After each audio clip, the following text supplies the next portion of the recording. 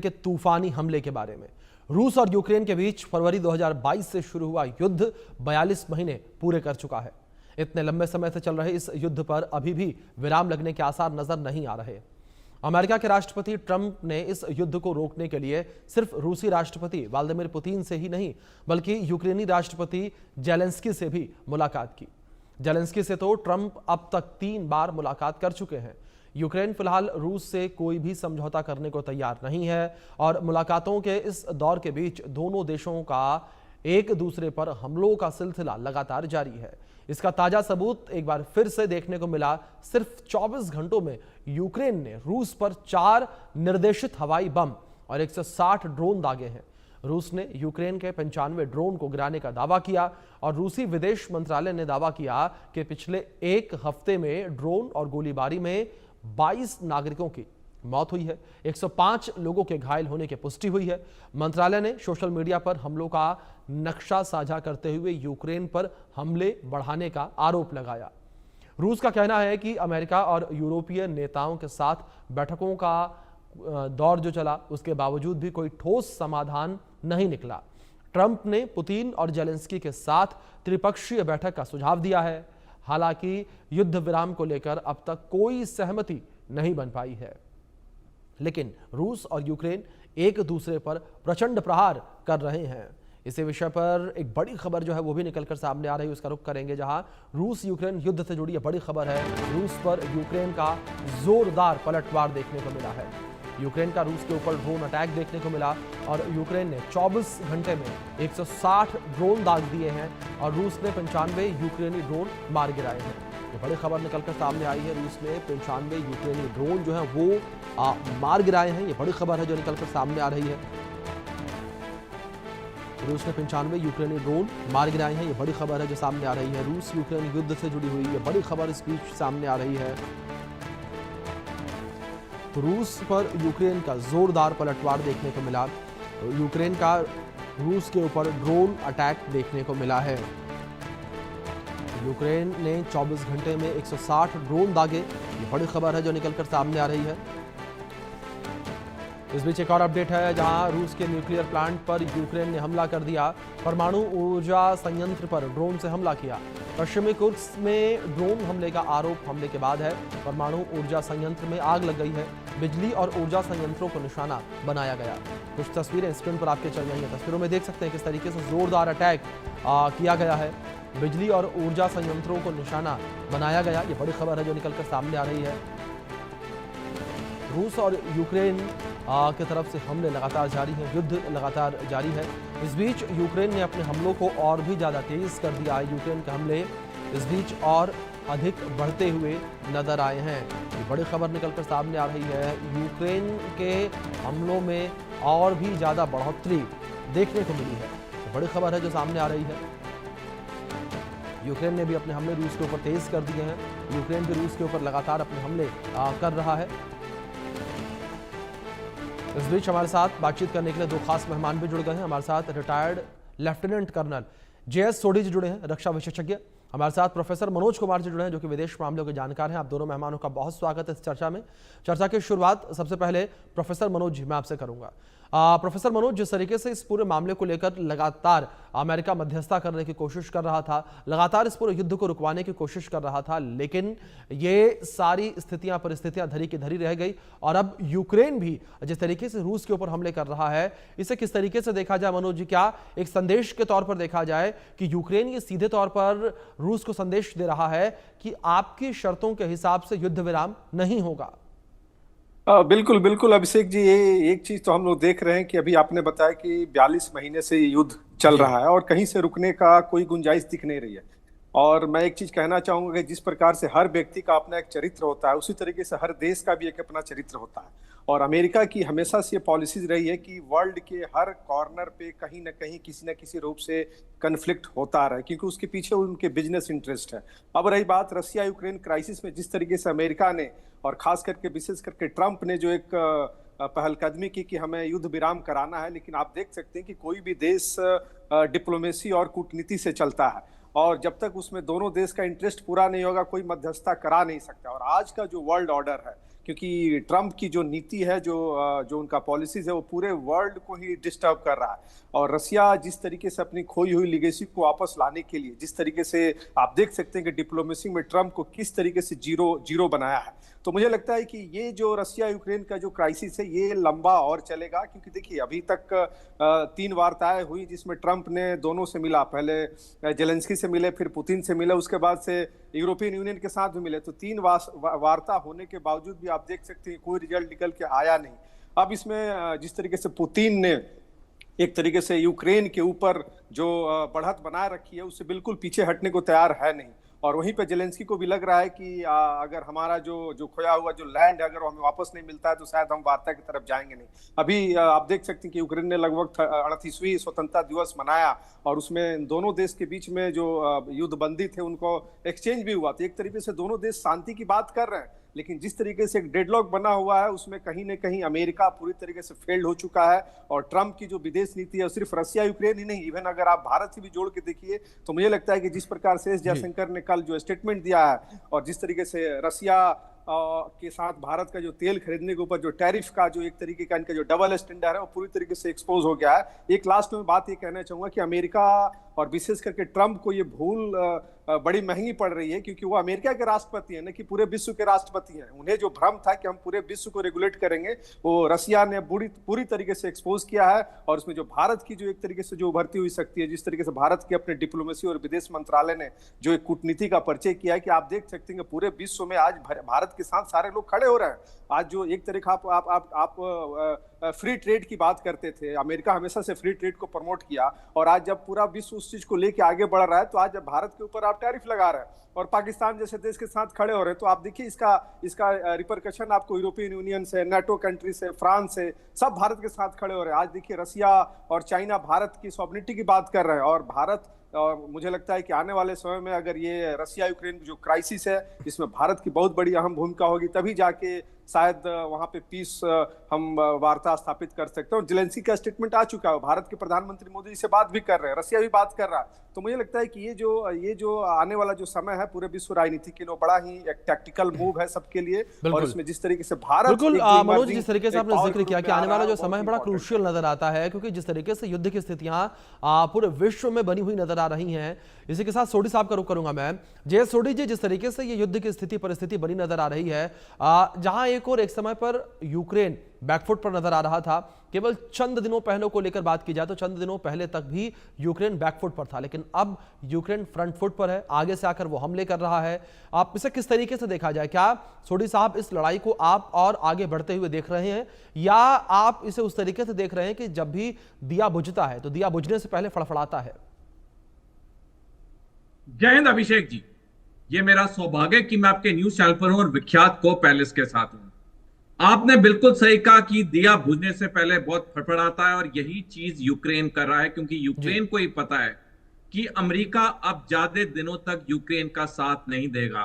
जब अप्रैल के महीने में अमेरिका ने कुछ दिन के लिए यूक्रेन को पूरी मदद रोक दी, तो यूक्रेन में इतना भारी संकट आ गया कि जेलेंस्की को अनौपचारिक तौर पे ट्रंप से माफी मांगनी पड़ी। और उसके बाद जब अमेरिका ने दोबारा अपना समर्थन शुरू किया, तो यूक्रेन की जान में जान आई। यानी कहने का मतलब है कि यूक्रेन जो इतना लंबा युद्ध खींच गया है 42 महीने का, ये सिर्फ अमेरिका के वजह से ही खींचा है। मैं दर्शकों को बताना चाहूंगा, जब 24 फरवरी 2022 को रूस ने यूक्रेन में हमला किया, उसके 3 दिन बाद 27 फरवरी 2022 को सुबेरे जब रूस ने अपनी परमाणु पनडुब्बियां बैरेंट सी से निकाली अटलांटिक महासागर की तरफ, और यूक्रेन के राष्ट्रपति जेलेंस्की को यह बात पता चली, तो जेलेंस्की ने युद्ध विराम की बात का प्रस्ताव भेजा रूस।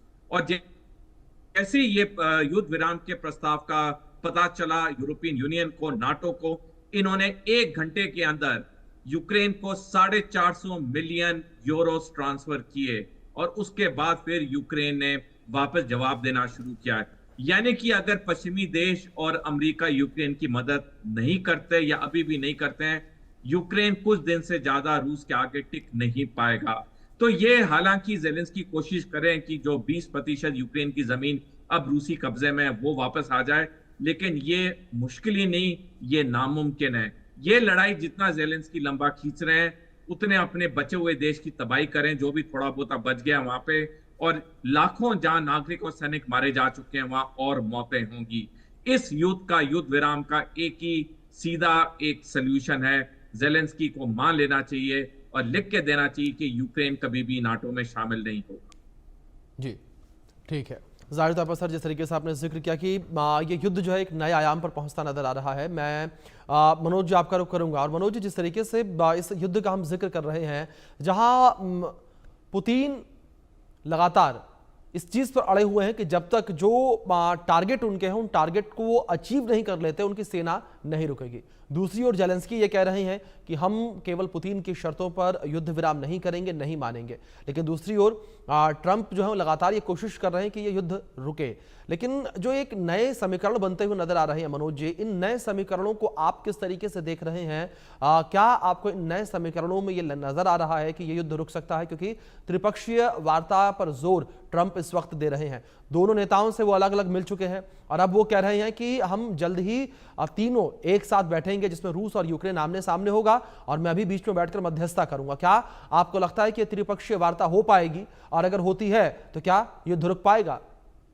बिल्कुल, देखिए अभिषेक जी, अभी सोडी साहब ने जैसे जो बात रखी वो बिल्कुल ही आज के वर्ल्ड राजनीति को दर्शाता है कि क्या रियल पॉलिटिक्स, रियलिज्म क्या है। लेकिन अभी आपने जो दो सवाल किए हैं उसमें मैं एक चीज कहना चाहूंगा कि देखिए त्रिस्तरीय बातचीत को रसिया ने रिजेक्ट कर चुका है, क्योंकि वो ट्राइलेटरल, क्योंकि आप देखिए जब इन दोनों की जब मीटिंग हुई थी तो उसके बाद से जिस प्रकार से ट्रंप ने 40 मिनट पुतिन के साथ जो फोन पे बात की, और बात आने के बाद से जो उनका स्टेटमेंट था कि 15 दिनों के अंदर हम किसी जगह पे त्रिस्तरीय वार्ता होगी, लेकिन बाद में रिजल्ट 0 हो गया।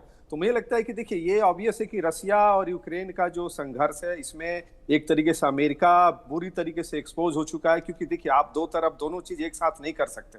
और ट्रंप का जो एक खास करके जो नोबेल पीस को लेके जो उनका एक जो द्वंद्व डायलेक्टिक जो चल रहा है कि हमें इस तरीके से नोबेल प्राइज मिल जाएगा, तो मुझे लगता है कि वो कहीं ना कहीं एक तरीके से विफल होते हुए दिख रहा है। और आज उसी का नतीजा है कि आप देख सकते हैं कि पूरे वर्ल्ड को डिसऑर्डर करने में जो ट्रंप की भूमिका रही, आज उनके कैबिनेट से, उनके जो सहयोगी लोग हैं, उनके सीनेट से विरोध की बात हो रही है। जिस प्रकार से पूरे वर्ल्ड को उन्होंने एक तरीके से आर्थिक और जो खास करके राजनीतिक जो समस्या खड़ा किया है, तो मुझे लगता है कि रसिया इस चीज को भली भांति जानता है। और एक चीज मैं पहले वक्तव्य में कहा था कि रसिया जो पुतिन है वो एक मतलब आप समझ सकते हैं कि दोनों की पृष्ठभूमि को अगर आप कंपैरेटिव स्टडीज कीजिए तो पुतिन के सामने ट्रंप कहीं से टिकते नहीं है। और देखिए कोई भी देश विजन से चलता है, और जिस तरीके से ट्रंप की जो नीति है, जो मैं एक एग्जांपल देना चाहूंगा, जो भारत और अमेरिका का जो संबंध था, जो निक्सन के समय में जो भारत और अमेरिका का संबंध था, शायद वही उससे भी बुरी स्थिति में आज ट्रंप ने पहुंचा दिया, जिसके चलते पूरा वर्ल्ड एक तरीके से एक बड़ी ही एक पॉजिटिव निगाह से देख रही है कि आने वाले समय में भारत जिस तरीके से इमर्ज कर रहा है, क्योंकि भारत एक विश्व का सबसे बड़ा लोकतांत्रिक देश है और उसमें रसिया और भारत का जो नेचुरल एलाई है, आप देख सकते हैं कि अमेरिका ने कभी भी भारत को क्राइसिस में खड़ा होते हुए नहीं पाया गया हो, चाहे 71 का हो या 98 का कारगिल का समय हो। तो इसलिए मुझे लगता है कि भारत ने अभी जिस तरीके से अपने सेल्फ रिलायंट को लेके और पूरे वर्ल्ड पॉलिटिक्स में जो एक अपनी पोजीशन बना रहा है, मनोज जी बिल्कुल ठीक है, आपने एक एग्जाम्पल सेट जो है भारत जो है वो हर समय पर करता आया है। इस बीच में आप दोनों से रिक्वेस्ट करूंगा कि आप दोनों मेरे साथ बने रहे। एक बड़ी खबर भी निकलकर सामने आ रही है, उसका रुख कर लेते हैं, जहां रूस के विदेश मंत्री का जेलेंस्की पर हमला देखने को मिला। जेलेंस्की के राष्ट्रपति पद पर उन्होंने सवाल उठाए हैं। जेलेंस्की के राष्ट्रपति होने को लेकर संदेह है। पुतिन शांति के लिए जेलेंस्की से मिलने को तैयार है। यूरोपीय नेता शांति नहीं चाहते हैं, लावरोव का यह बयान सामने आया है। बड़ी खबर है जो निकलकर सामने आई है, और पुतिन शांति के लिए तैयार हैं, जेलेंस्की से मिलने के लिए तैयार हैं, और यूरोपीय नेता शांति नहीं चाहते हैं। लावरोव का ये बयान निकलकर सामने आया है। ये बड़ी खबर है कि स्पीच निकलकर सामने आई है। रूस के विदेश मंत्री का ये बड़ा बयान सामने और चौंकाने वाला बयान सामने आया है। हमारे साथ दोनों मेहमान जुड़े हुए हैं, और सोडी साहब मैं आपका रुख करूंगा। जिस तरीके से विदेश मंत्री रूस के कहते नजर आ रहे हैं कि शांति के लिए पुतिन मिलने के लिए तैयार हैं, दूसरी ओर वो ये कहते नजर भी आते हैं कि जेलेंस्की के राष्ट्रपति होने पर भी संदेह है। सोडी साहब, किस तरीके से इस बात को आप देखते हैं? एक और बातचीत करने के लिए तैयार नहीं पुतिन, दूसरी ओर रूसी सेना के हमले लगातार तेज देखने को मिलते हैं, लेकिन एक और रूस के विदेश मंत्री सामने आकर यह कहते हैं कि पुतिन शांति के लिए तैयार हैं, वो बातचीत के लिए तैयार हैं, मुलाकात के लिए तैयार हैं। अभिषेक जी, जेलेंस्की यूक्रेन के राष्ट्रपति चुने गए थे 21 मई 2019 को, जी। और 5 साल के बाद उनका कार्यकाल खत्म हो जाना था, क्योंकि यूक्रेन का राष्ट्रपति सत्ता में सिर्फ 5 साल के लिए रह सकता है, दोबारा चुनाव होते हैं। लेकिन युद्ध के नजरिए यूक्रेन में चुनाव नहीं हुआ है, और इसी वजह से जेलेंस्की ने अपना जो टेन्योर है उसको एक्सटेंड करा लिया है। तो मैं इस बात से बिल्कुल सहमत नहीं हूं कि यूक्रेन के राष्ट्रपति का सत्ता में रहना अवैध है, क्योंकि यूक्रेन में युद्ध चल रहा है, और युद्ध के दौरान तो किसी भी देश में चुनाव नहीं हो सकते हैं। तो जहां तक जेलेंस्की की बात है, वो चुने हुए राष्ट्रपति हैं, सिर्फ युद्ध की वजह से वहां पे चुनाव नहीं हो रहे हैं। और अभी 19 अगस्त को जब जेलेंस्की और बाकी यूरोपियन देश के नेता ट्रंप से मिले थे वॉशिंगटन में, वहां पे जेलेंस्की ने बाद में कहा कि मैं चुनाव के लिए तैयार हूं, जब शांति होगी तो मैं चुनाव कराऊंगा यूक्रेन में। तो वो इस वक्त भी यूक्रेन के चुने हुए राष्ट्रपति हैं। दूसरा बात है कि जो रूस के विदेश मंत्री ने कहा कि पुतिन मिलने के लिए तैयार हैं, मेरे को नहीं लगता कि इस बात में भी तथ्य है, क्योंकि पुतिन तभी मिलेंगे जब जेलेंस्की रूस की हर युद्ध विराम के समझौते की पैराग्राफ में हामी भरेगा, जो अब तक जेलेंस्की ने नहीं की है।